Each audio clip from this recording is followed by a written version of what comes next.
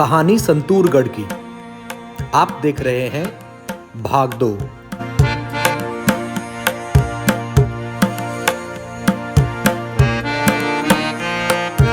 संतूरगढ़ देहरादून का 1300 वर्षों से भी पुराना एक ऐसा मंदिर जो भाई बहन के अटूट प्रेम की गाथा लिखता है, जिसकी महिमा का गुणगान केवल देहरादून वासी ही नहीं करते, अपितु पूरे भारतवर्ष के साथ साथ 7 समुंदर पार के अंग्रेज अधिकारी भी करके गए हैं।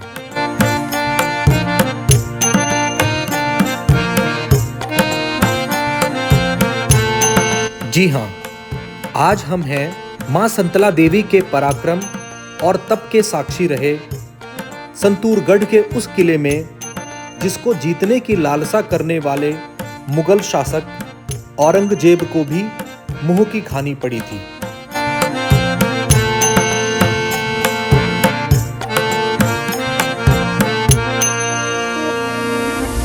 और ये रहा मां संतला देवी का दिव्य और भव्य दरबार। मंदिर के ठीक सामने और बाईं ओर खाने पीने के लिए, मां का प्रसाद खरीदने के लिए और सत्य हिंदू सनातन धर्म के अध्यात्म से जुड़ी हुई वस्तुओं को खरीदने के लिए दुकानें भी यहाँ पर हैं।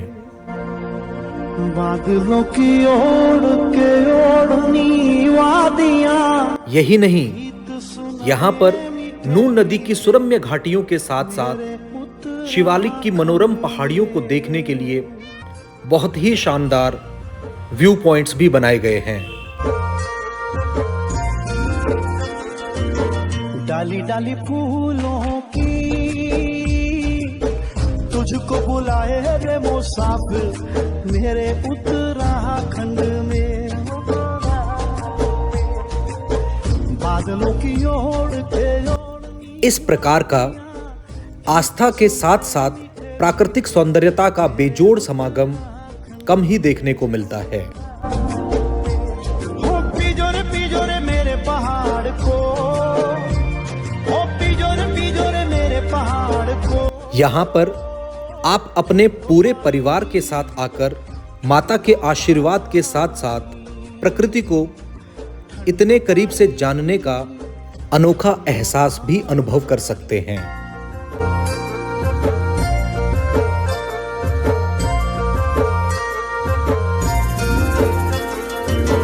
डाली डाली फूलों की तुझको बुलाए रे मुसाफिर मेरे उत्तराखंड।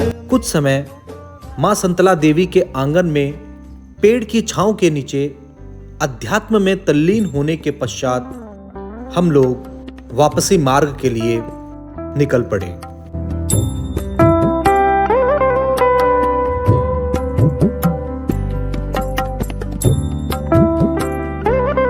मां संतला देवी के करीब होने का एहसास कितना सुखद होता है, ये आप संतला देवी मां के मंदिर में सेवा कर रहे इन बाबा की जुबानी स्वयं ही सुन लीजिए।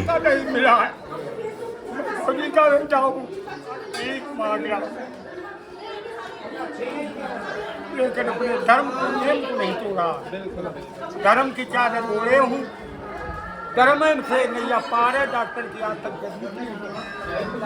और क्या चाहिए। इससे बढ़िया जगह कहाँ मिलेगी। शुरू वहाँ का किसने देखा राजन से 3 फेरा शेर का दर्शन हो गए, उसने भी आहार नहीं किया।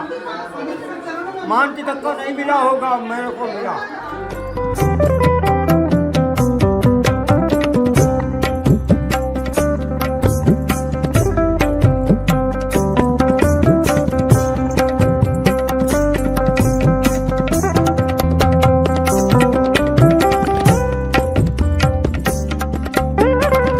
बीतते समय के साथ साथ श्रद्धालुओं के जत्थे पे जत्थे यात्रा मार्ग पर हलचल बढ़ाने लगे हैं।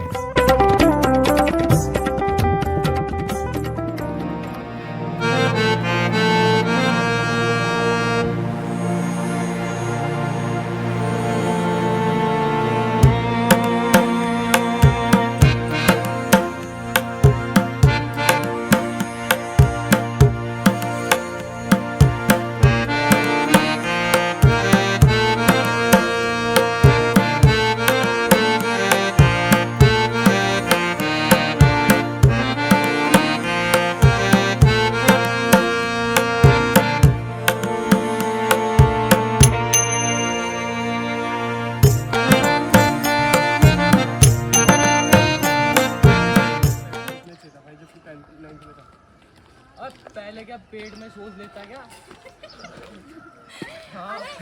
आधार कार्ड ही चेंज होगा मैं सोचता हूँ कि घर वाले सोचते हो। भाई तुझे इतना ज्ञान तो चाहिए था।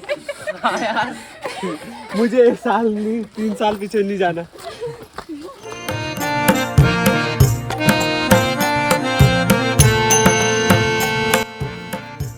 एक ओर जीवन के उम्र दराज पड़ाव में भी एक दूसरे का हाथ थामे मुश्किल मार्ग को तय करते जीवन साथियों की जोड़ियां दिखती, तो दूसरी ओर चुलबुली बातों के साथ हंसी ठिठोली करते हुए नौजवान भाई बहन और दोस्तों के झुंड पूरे मार्ग पर अपने अनोखे अंदाज के साथ मिलने लगे हैं।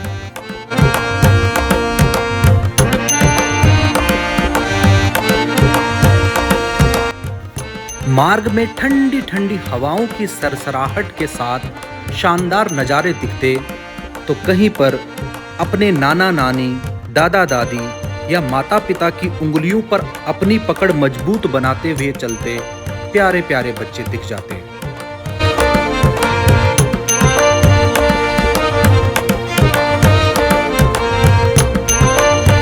माता रानी के यात्रा मार्ग में देश के वीर शहीदों की याद में विश्राम करने के लिए और यात्रा को सुगम बनाने के लिए काफी सारी भेंटें भी देखने को मिल रही हैं।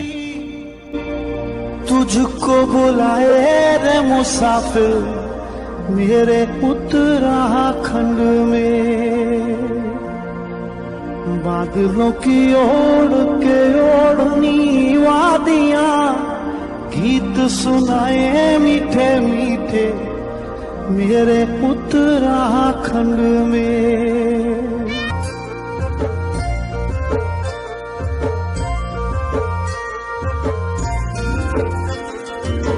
डाली डाली फूलों की तुझको बुलाए रे मुसाफिर मेरे उत्तराखंड में, बादलों की ओढ़ के ओढ़नी वादियां गीत सुनाए मीठे मीठे मेरे उत्तराखंड में। हो पिजोरे मेरे पहाड़ को, हो पिजोरे मेरे पहाड़ को, ठंडो पानी ठंडो पानी।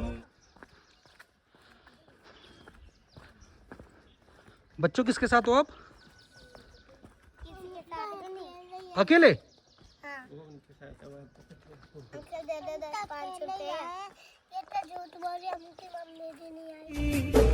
तुझको बुलाए रे मुसाफिर मेरे उत्तराखंड में, बादलों की ओढ़नी वादियां गीत सुनाए मीठे मीठे। यात्रा मार्ग में कुछ असहाय दिखने का नाटक करते हुए आते जाते श्रद्धालुओं से भिक्षा मांगते हुए व्यक्ति भी दिख जा रहे हैं, तो वहीं दूसरी ओर निस्वार्थ भाव से मार्ग की साफ सफाई करते हुए साधु बाबा भी देखे जा सकते हैं।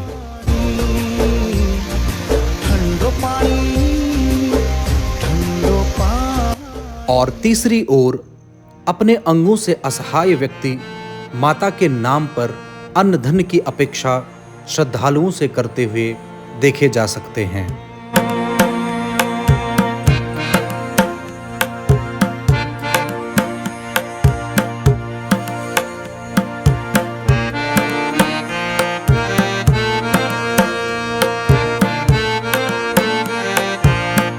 समय सुबह के लगभग 10 बजने को हैं और अब सूरज दादा की कड़कती तेज धूप की तीव्रता भी बढ़ने लगी है, तो इसीलिए कुछ श्रद्धालु छाता लेकर जाते हुए भी दिखने लगे हैं।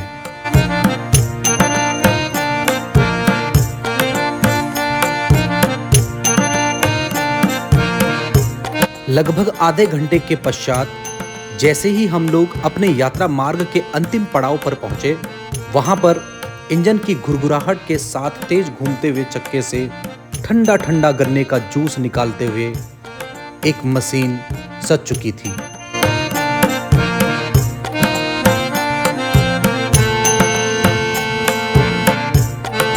प्यास और थकावट से सूख चुके गले को तर करने के लिए हमने 2 गन्ने के जूस के गिलास लिए और उसके बाद घर वापसी की यात्रा पर निकल पड़े।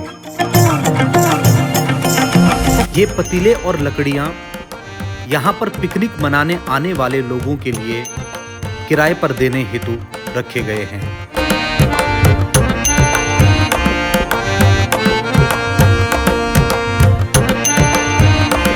वापसी मार्ग में जैसे ही नून नदी के तट पर बसे हुए अभी कुछ समय पहले बने हुण शैली में माँ कामाख्या, माँ दक्षिणकाली और माता तारा के भव्य मंदिर की ओर जैसी ही हमारी निगाहें पड़ी, हमारे कदम अनायास ही मंदिर की ओर चलने लगे।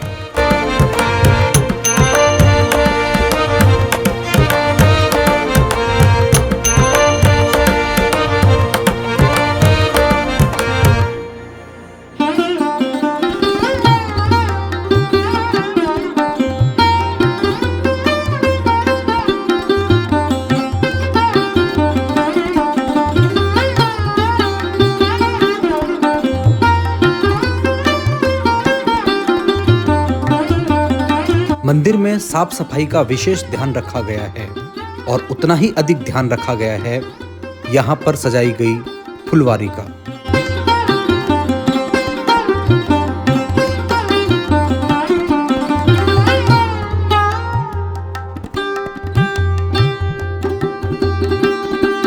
मुख्य मंदिर के सभा मंडप में कुछ देर ध्यानमग्न होने के पश्चात हमने वहां से प्रसाद ग्रहण किया और फिर मंदिर के अन्य हिस्से के दर्शन करने बाहर आ गए।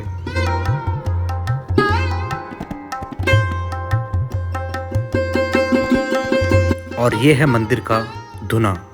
धुनी कक्ष में ही भैरव बाबा, नंदी महाराज, महाकाली और एक शिवलिंग की स्थापना की गई है। और इस मंदिर के ठीक बाहर बाईं ओर 11 ज्योतिर्लिंगों के साथ अर्धनारेश्वर महादेव की मूर्ति स्थापना की गई है। और धुनी कक्ष के मुख्य प्रवेश द्वार पर शेषनाग की श्याम रंग में पाषाण मूर्ति स्थापित की गई है।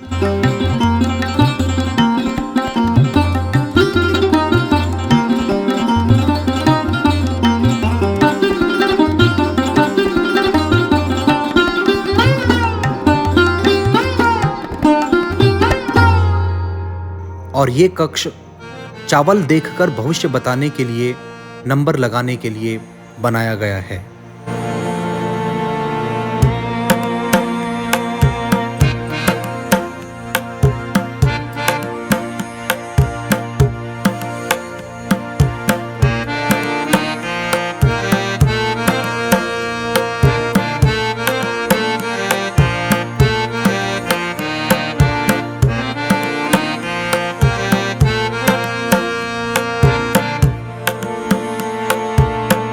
कहानी संतूरगढ़ की यहीं पर समाप्त होती है। फिर मिलते हैं एक और नई अनोखी कहानी के साथ।